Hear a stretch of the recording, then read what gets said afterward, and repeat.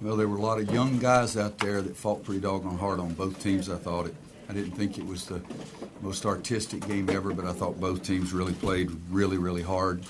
I think Marcus Page was just sensational for us in the second half. James Michael was big. JP was really big. I hated he got in foul trouble because he was doing things so well, but Steve gave me a good stat when it was tied at 46. And our next 5 baskets were scored by 5 different guys. And I love that balance. I always think that's the most difficult thing to do. But, you know, for us, we feel extremely good, to say the least. Shoot 57% in the second half and being able to overcome some more of the free throw woes. And it was a stretch for us there, to say the least. But James Michael got a big tip out for us. And Marcus made the 2 free throws then. And I took Kennedy to take the ball out of bounds because he is such a good passer. And then I was over there just cussing myself out if I could, because I meant to tell him to look deep, because we did send JP and didn't do it. But he's probably twice as, well, no, he's not either. I know the guy. I started to say he's probably twice as smart as I am, but he's not. But he saw JP down there, made a great pass, and then JP made the big dunk. But it was a fun time in that locker room with my kids. That's about it.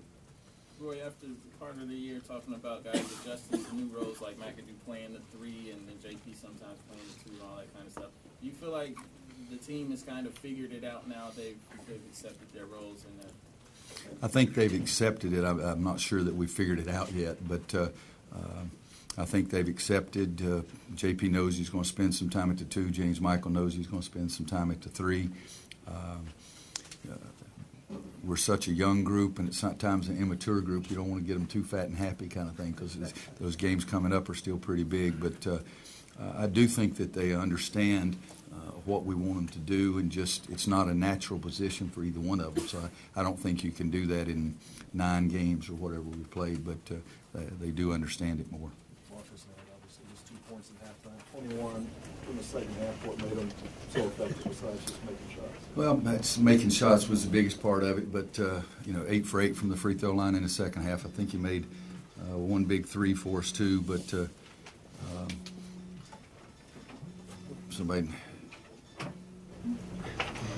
It's in Mitchell on code, sorry. I can do you guys like I do my team, that when I go in for a meeting, they normally have to put the phones up. I better not hear it ring, or the whole team starts running. From the looks of you guys, y'all couldn't stand that. So.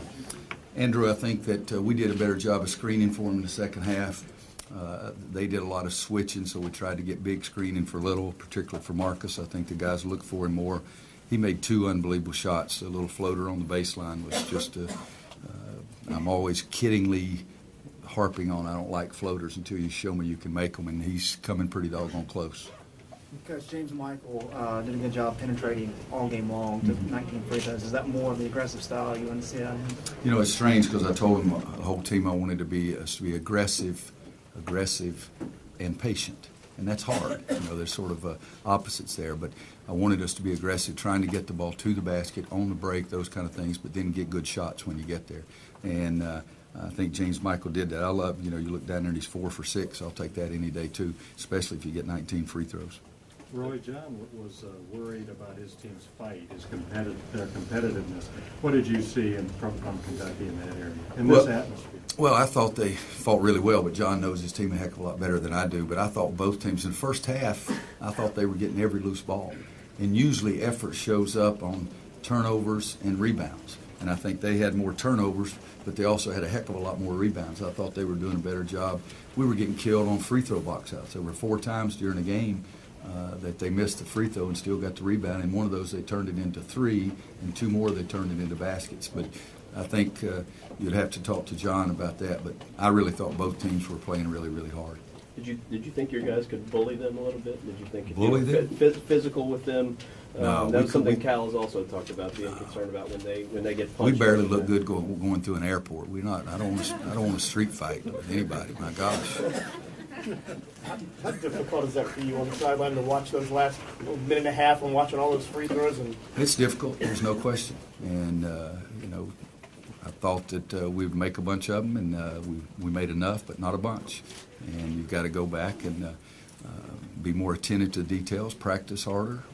I told him, I said, don't come out there politicking and walking around laughing and joking and talking to all the coaches. Get your butt on the free throw line and shoot more free throws. Is that all you can do? I mean, shoot, or are there other things? If I knew, I guarantee I would try the other things, but I don't think there is. Jackson is really a good free throw shooter, really a good free throw shooter. And I told him in there he's thrilled about the win, but he's so mad at himself. I said, you'll make them next time, and I believe that. Jared. Roy, did you guys play Randall more man-to-man there, or how did you guys defend him? Well, we did try to. We played man-to-man. I think we played zone maybe 8 or 9 possessions the whole game. We tried to deny him the ball, and we wanted to give him, the guy that was guarding him, give him some help, particularly if he was on the low block, because he's so effective in there. He still shot, only 6 free throws. He's averaging 9 free throws a game, but his foul trouble hurt him too. I think that in the first half he set out a good bit of the first half because of foul trouble. Well, just what you said about the airport, you guys seem to be playing real tough. Mentally, seem to have a mental toughness. How pleased are you with the swagger and the confidence this group's playing with? Well, I wasn't very happy yesterday at practice. The day before the Michigan State game, we had a great practice. Yesterday, we stunk it up. But we had 2 practices all week, and so we went probably 20 to 30 minutes longer yesterday than we normally would the day before a game, just to get the study and the exams and everything out of their system, try to get them ready to play, because first 10 or 15 minutes we were okay, and then we got awfully sluggish after that. But I don't know that anybody's got a perfect answer to that. Couple more. Coach Cal's ready.